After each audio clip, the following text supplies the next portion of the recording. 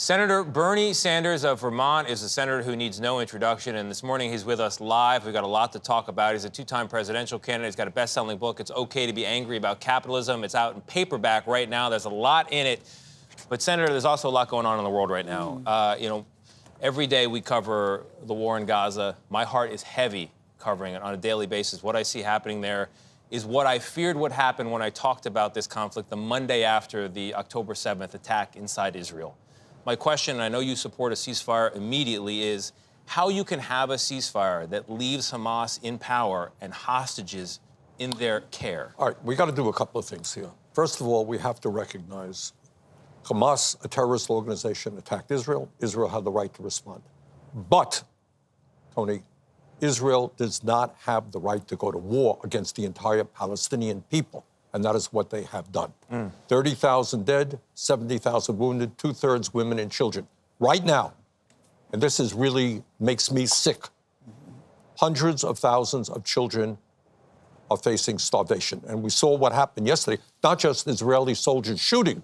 They were shooting because people were desperate to grab food off of the truck because very few trucks get in. Now, what bothers me immensely, and I voted against this provision, on top of all of this, a lot of those guns and weapons used by the Israeli army are paid for by U.S. taxpayers. And there's a proposal to put another $14 billion into Israel, $10 billion for unfettered military equipment. And I do not believe we should continue to support the Netanyahu government. No more money for Israel. Stop the war right now. Now, you asked the right question. All right, Hamas is a terrorist organization. Who wants to destroy Israel? At the end of the day, there's going to have to be intensive negotiations.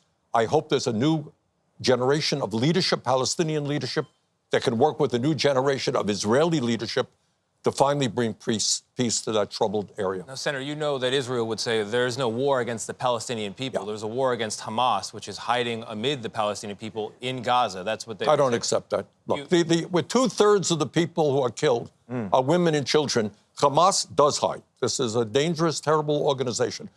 They can do better in their war against Hamas. What I don't understand when I hear you talk about this issue and your colleagues, your allies on the left, is why I don't hear you say Hamas, very simple, surrender now, release the hostages, war over, aid rushes in. Of course, I'd love to see that. So why don't you call for it? Good. Hamas, surrender right now.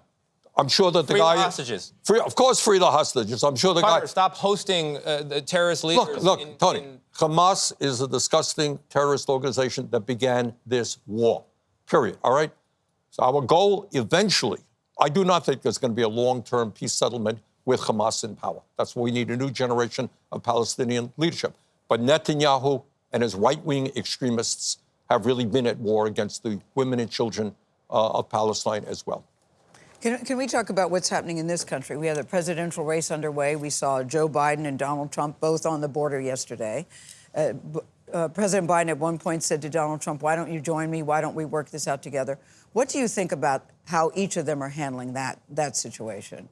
Okay, we have... Because nothing seems to be working on that. Right, we have a disaster at the border. There was an effort to pass something. There's a lot of politics that's going on. Republicans want to be more extreme than Democrats do. I mean, bottom line is you can't have, tens and tens of thousands of people illegally trying to come in to our country every single week.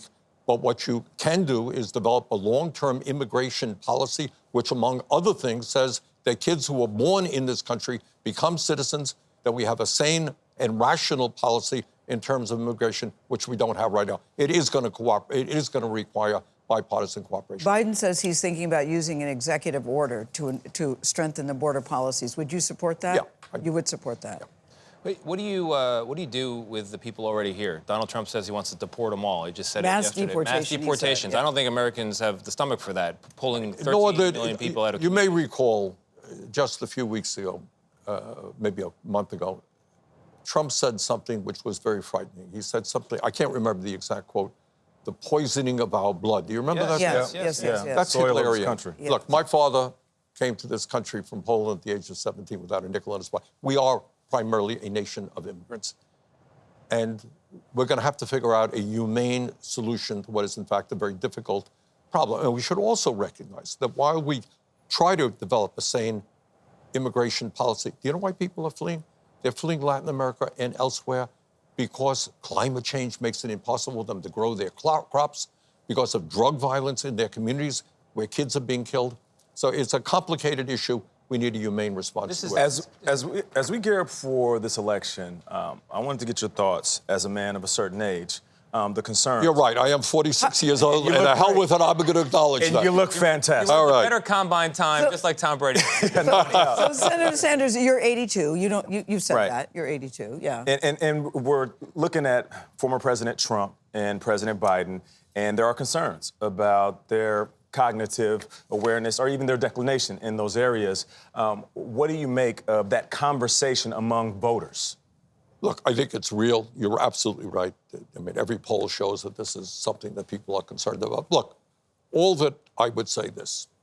When you look at anybody, you, me, Trump, Biden, you got to look at the totality of the person, all right?